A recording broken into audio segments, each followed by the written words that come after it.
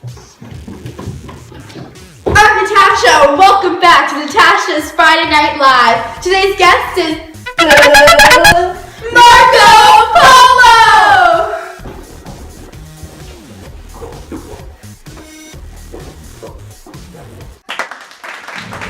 So Marco, you traveled to China with your brothers. Yes. How was your experience? What was your journey like? It was a hard and treacherous 4 years of my life. Many battles and hardships were thrown my way. I contracted an illness and I had to retreat to the mountains to heal. I was forced to cross a desert that took over a year of my life. But it was all worth it because after 4 years of travel, we reached China and were greeted by Kublai Khan. What was Kublai Khan like when you greeted him? Honestly, when I first got there, I was quite intimidated. He was the first Asian I had ever seen. He looked quite different from the people in Italy. What brought you to learn the 4 languages you know?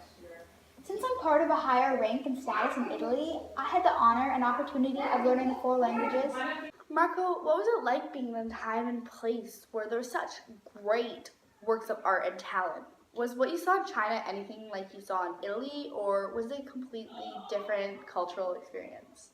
It was quite amazing what some of the artists had and what they had made. Some of the pieces reminded me of home. For example, the colors and strokes that were used.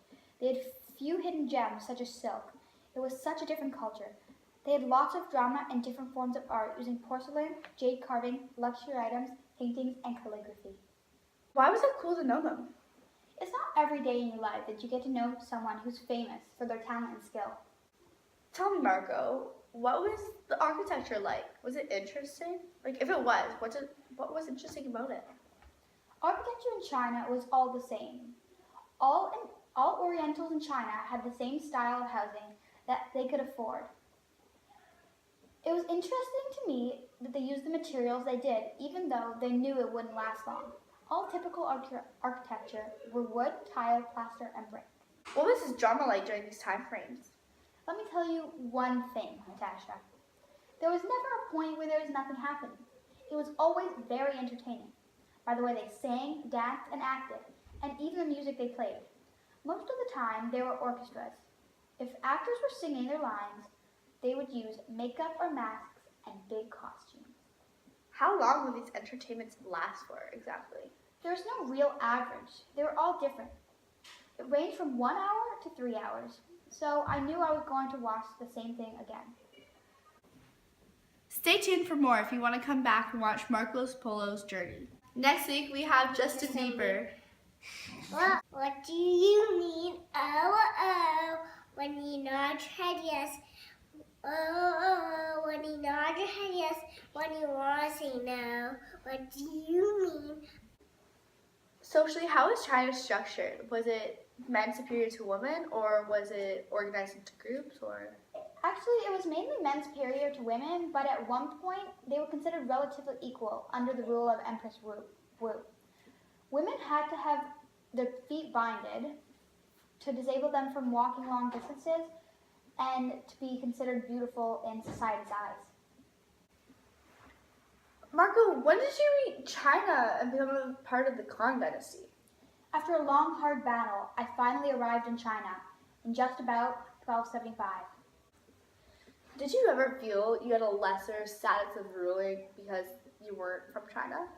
Of course, some people in China felt I was unqualified to be part of the hierarchy because of where I came from, but I never felt that Kublai Khan thought that I was lesser than a Chinese.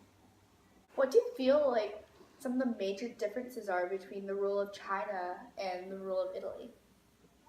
Some things that I noticed between the two places are that China is a more arts-oriented country, and also China is quite a bit harsher on women. They would have to bind their feet together to be seen as beautiful or of a high status. Do you feel like you made an impact on China? I feel like I did make an impact, but not enough to move the entire government in a way that would benefit the entire country and society as a whole. Do you think you could have contributed to the central government to make China run smoothly as a whole? I don't feel such as one person as myself could change China without having to persuade Kublai Khan, and as I know personally, he's a very hard person to convince. Do you think China had a good system for keeping their country controlled, or was it just chaos? China at times could definitely be chaotic. We followed a Confucius system which held the country together the best it could. But China would have to take major action to have a strong and honest society. How do you think China advanced their technology from the time frame we were there?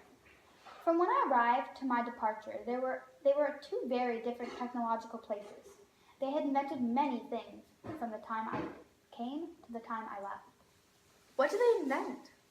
They had invented block printing, which was a very useful advancement in Chinese literature.